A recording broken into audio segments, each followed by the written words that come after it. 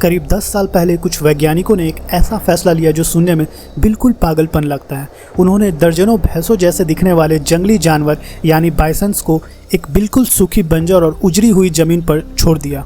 ना कोई चारा, ना पानी, ना कोई इंसान देखरेख, बस एक खुला मैदान जहां दूर दूर तक हरियाली का नामो निशान नहीं था। फिर वो वहां से चले गए बिना पीछे देखे। लोगों ने कहा इनका बचना नामुमकिन है, इतनी मुश्किल ज़मीन पर यह जानवर कितने दिन टिकेंगे। लेकिन 10 साल बाद जब वही वैज्ञानिक उस जगह पर लौटे तो सामने जो नज़ारा था उसने सबकी सोच बदल दी। जहाँ कभी धूल उड़ा करती थी वहाँ अब घास लहरा रही थी, जहाँ कभी पत्थर और झाड़ियाँ थी वहाँ अब नदियाँ, चिड़िया और जानवरों की हलचल थी।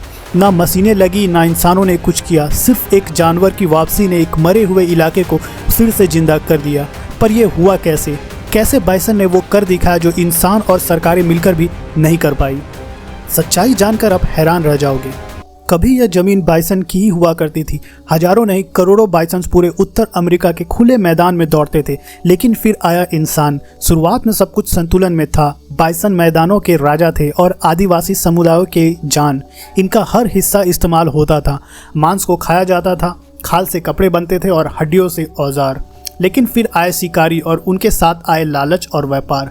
18वीं सदी में बाइसन का शिकार सिर्फ गुजारे के लिए नहीं बल्कि पैसों के लिए होने लगा। उनकी खाल बिकती थी, उनकी जिब एक खास डिश बन गई और मांस फैक्ट्री में भेजे जाने लगे। रेलवे लाइनें बन गई थी और अब शिकार ट्रेन से सफ़र करते हुए बाइसन को मारने लगे थे, वह भी सिर्फ मज़े के लिए और निशाना साधने की प्रैक्टिस के लिए। जितने ज़्यादा बाइसन्स मारो उतना ज़्यादा मुनाफा। और यह सिर्फ व्यापार नहीं था, यह एक राजनीतिक हथियार भी बन गया था। अमेरिकी सरकार ने चुपचाप यह शिकार चालू रहने दिया क्योंकि इससे आदिवासियों की कमर टूट रही थी। बिना बाइसन के उनके पास न खाना बचता, न कपड़ा और ना ही कोई कमाई।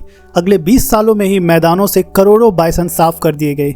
कभी कभी सिर्फ खाल ली जाती थी और बाकी शरीर सड़ने के लिए छोड़ दिया जाता था। 1870 तक इनकी आबादी गिरकर 6 करोड़ से सिर्फ 50 लाख तक आ गई और 1889 में हालात इतनी बदतर हो चुकी थी कि पूरे अमेरिका में सिर्फ 541 बाइसन बचे थे। सोचिए, 6 करोड़ से सीधा 500। इंसानों ने जो किया वो शिकार नहीं था, वह एक पूरी प्रजाति का कत्ल। जहां पहले मैदान में जानवरों की लहर चलती थी वहां बस सिर्फ सन्नाटा था। और मैक्सिको का हालत तो और भी बुरा था। वहां तो आखिरी बाइसन्स भी गायब हो चुके थे। बाइसन चले गए और धीरे धीरे ज़मीन ने अपनी सांसें खोना शुरू कर दिया। तभी जहां हरियाली लहराती थी वह ज़मीन सूखने लगी, घास गायब हो गई, मिट्टी ढीले पड़ने लगी और उसके बाद आई एक धीमी मगर गहरी तबाही। मैक्सिको के उत्तर में खासकर 4 राज्यों में लोगों ने देखा जहां कभी खुले मैदान थे वहां अब सिर्फ झाड़ियां और कांटे का जंगल रह गया। धरती पर एक सख्त परत जम गई थी, ऐसी परत जो ना पानी सोखती थी ना बीज उगने देती थी। बारिश आती तो पानी ज़मीन के अंदर नहीं जाता बल्कि बहकर सारी मिट्टी अपने साथ ले जाता और धीरे धीरे वह ज़मीन किसी काम की नहीं रही। स्प्री डॉग्स जो ज़मीन के अंदर सुरंगें बनाते थे, जिनकी मौजूदगी से मिट्टी जिंदा रहती थी, वह भी लुप्त होने लगे। उनके साथ गायब होने लगे कीड़े, पक्षी और छोटे छोटे स्तनधारी। प्राकृतिक श्रृंखला टूटने लगी जैसे कोई धागा खींच दो और पूरी बनावट बिखर जाए। और यह सब सिर्फ इसलिए क्योंकि मैदान का राजा अब वहाँ नहीं था।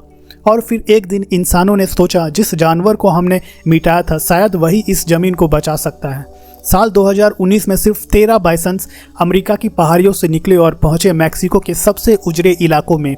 एक सूखी और टूटी बिखरी ज़मीन जहां बरसों से ना घास उगी थी, ना परिंदों की आवाज़ सुनाई गई थी। उन्हें मैदानों में खुला छोड़ दिया गया बिना किसी इंसानी मदद के। शुरुआत में लोग हंसते थे, 23 जानवर क्या ही बदल लेंगे। लेकिन किसी ने नहीं सोचा था कि उन 23 की चाल से पूरी धरती की धड़कन वापस आ जाएगी। साल दर साल बाइसन्स की संख्या बढ़ती गई और 2018 तक वह 200 से भी ज़्यादा हो चुके थे।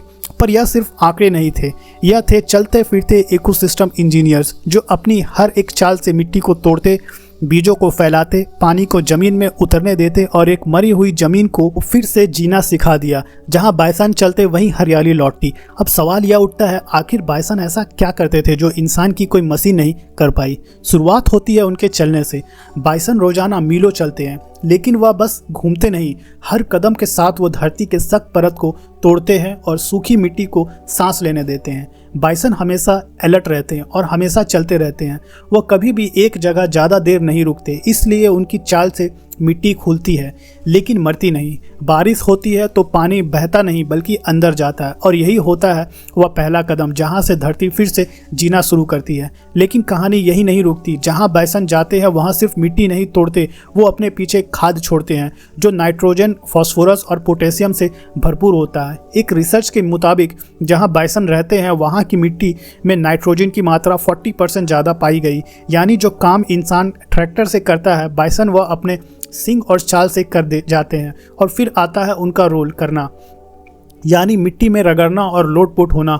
वह ज़मीन पर रोल करते हैं, कभी मस्ती में, कभी कीड़ों से बचने के लिए तो कभी डिमोनिस दिखाने के लिए। पर इस रोलिंग से आखिर होता क्या है? उनके भारी शरीर की रगड़ से ज़मीन की ऊपरी सख्त परत टूट जाती है और कांटे झाड़ियाँ उखड़ जाते हैं। उसी खुली ज़मीन पर अब बाइसन की फिर से और खाल से चिपके बीज गिरते हैं, जो बीज वो कई किलोमीटर दूर से अपने साथ लाए होते हैं। यह बीज किसी कंपटीशन के बिना उस ज़मीन पर टिकते हैं जहां जब नमी भी है और रोशनी भी। बाइसन जब रोल करते हैं तो उनके भारी चाल से ज़मीन पर छोटे छोटे गड्ढे बनते हैं। यह गड्ढे मामूली नहीं होते। बारिश के बाद बाकी सारा पानी बह जाता है तो यही गड्ढे उस पानी को रोक लेते हैं। यह जगह धीरे धीरे नमी जमा करने लगती है और वहीं से एक नई जिंदगी की शुरुआत होती है। बीज अंकुरित होते हैं, फिर पौधे बनते हैं और फिर उन पर कीड़े, पक्षी और छोटे छोटे जानवर आने लगते हैं। वो गड्ढों जो कभी मिट्टी का एक उखड़ा हुआ टुकड़ा था, अब एक मिनी इकोसिस्टम बन चुका होता है। बाइसन की वापसी सिर्फ मिट्टी तक सीमित नहीं रहती। जब ज़मीन फिर से सांस लेने लगती तो सबसे पहले लोटे प्रियरी डॉग्स, छोटे से चंचल या जानवर जिन्होंने कभी इन मैदानों के नीचे पूरी की पूरी दुनिया बसा रखी थी, पर जब बाइसन गायब हुए तो यह भी धीरे धीरे मिट्टी में दफन हो गए थे। पर अब जैसी बाइसन लौटे वैसे प्री डॉग्स भी दोबारा ज़मीन खुरदने लगे। वो सिर्फ अपने लिए नहीं खोदते, उनके सुरंगों से मिट्टी में हवा आती, नमी टिकती और पोषक तत्व ऊपर नीचे होते। जैसे कोई किसान ज़मीन पलटता है। लेकिन कहीं कहानी यही नहीं रुकती। प्री डॉग्स खुद भी एक जरिया है दूसरी जिंदगियों के लिए। उत्तर अमेरिका का एक लौता नेवला जिसका 90% खाना होता है प्रेरी डॉग्स। एक फेवरेट परिवार साल में करीब 250 प्रेरी डॉग्स खा जाते हैं और वो खुद बिल नहीं खोदते, वो उन्हीं के घरों में रहते हैं और वही बच्चे पैदा करते हैं। मतलब अगर प्रेरी डॉग्स नहीं तो फेरेट्स भी नहीं। यही पर कहानी में आता है तीसरा किरदार, बरो विंग आउल। वो उल्लू जो पेड़ पर नहीं ज़मीन के नीचे रहता, वह भी खुद बिल नहीं बनाता, यह भी प्रेरी डॉग्स के बिल में ही रहते हैं। मतलब बाइसन आया, प्रेरी डॉग्स लौटा, फेरेट और उल्लू को घर मिला। एक जानवर, एक कड़ी और पूरा चक्र फिर से घूमने लगा। सिर्फ बाइसन की वापसी ने पूरे इकोसिस्टम को जिंदा कर दिया। ऐसे जानवरों को विज्ञान में कहा जाता है कि स्टोन स्पीसीज। नेचर में कुछ प्रजातियां होती है जिनके बिना पूरा इकोसिस्टम गिर सकता है।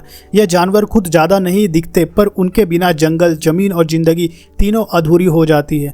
भारत में भी ऐसी कई जीव है जो सिर्फ अपने लिए नहीं जीते बल्कि सैकड़ों दूसरे जानवरों की ज़िंदगी को संतुलन में रखते हैं। उन्हीं जीवों में से एक है हाथी।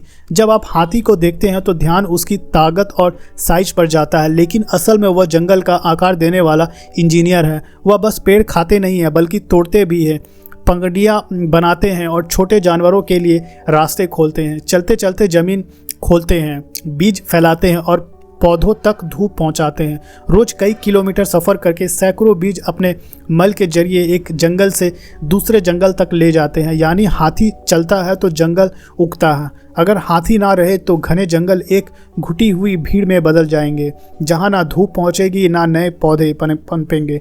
पानी पीते समय वह छोटे जलाशय बना देते हैं जो बाद में पक्षियों, कीड़ा और दूसरे जानवरों का घर बन जाते हैं। ठीक उसी तरह टाइगर भी एक कीस्टोन स्पीसीज है। अगर जंगल में बाघ जैसे शिकारी पूरी तरह गायब हो जाए, शुरुआत में शायद कुछ खास फर्क ना दिखे, लेकिन धीरे धीरे असर गहरा और खतरनाक होगा। जब बाघ होता है तो हिरन, नील गाय और जंगली सुअर जैसे शाकाहारी जानवर कभी एक जगह टिकते नहीं। हर घास की झाड़ी और हर पेड़ की आड़ में उन्हें शक रहता है कि यहाँ कोई शिकार छिपा हो सकता है, इसलिए वो चलते रहते हैं। एक जगह थोड़ा चढ़ते हैं फिर आगे बढ़ जाते हैं और यही मूवमेंट जंगल को मौका देता है घास को दोबारा उगाने का। पेड़ पौधे को सांस लेने का और मिट्टी को खुद को संभालने का। लेकिन अगर बाग ना हो तो इन जानवरों को में कोई डर नहीं रहता। जहाँ भी घास या पौधे भरपूर मिले या वही जम जाते हैं और लगातार चढ़ते रहते हैं जब तक कि हरियाली पूरी तरह मिट ना जाए। धीरे धीरे ज़मीन बंजर हो जाती है, मिट्टी ढीले पड़ती है और बारिश के साथ बहने लगती है। उधर जंगल के बाकी हिस्से खाली और बेजान पड़ रहे होते हैं, पर पूरा इकोसिस्टम असंतुलन में चला जाता है। यह बातें आपको थोड़ी बनावटी लग सकती है, लेकिन मैं आपको बता दूं कि अमेरिका के येलोस्टोन नेशनल पार्क में ऐसा पहले भी हो चुका है। एक वक्त था जब यहाँ से भेड़ियों को पूरी तरह मिटा दिया गया। लोगों को लगा कि यह खतरनाक जानवर है तो इन्हें हटाना ही बेहतर है। फिर शिकारियों को बुलाकर एक एक करके भेड़ियों को मारा गया। 1926 तक आखिरी भेड़ियां मार दिया गया। शुरुआत में सब शांत दिखा, लेकिन जंगल की हालात धीरे धीरे ख़राब होने लगी। भेड़ियों के जाते ही एल्क और मूस जैसे बड़े शाकाहारी बेफिक्र हो गए। अब कोई इनका पीछा नहीं करता, इन्हें कोई डर नहीं था। इसलिए वह नदी के किनारे की हरियाली में टिककर घर, घास, पौधे और पेड़ों की छाल तक खत्म करने लगे। नतीजा, छोटे पौधे उग नहीं पाए। नदी के किनारे कमज़ोर हुए और लकड़ी के बिना बीवर भी गायब हो गए। उनके साथ पक्षियाँ, कीड़े और मछलियों की संख्या भी गिर गई। फिर लोगों को धीरे धीरे अपनी गलती का एहसास हुआ। 1995 में सिर्फ 14 भेड़ियों को वापस लाया गया और जैसे ही वह लौटे, एल्क और मूस की आदतें बदल गई। अब वह हरियाली में भी ज़्यादा देर तक नहीं रुकना चलते, जिससे पेड़ पौधे दोबारा उगने लगे।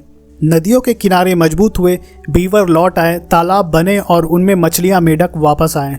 भेड़ियों ने सिर्फ शिकार नहीं किया, उन्होंने पूरे इकोसिस्टम में जान डाल दी।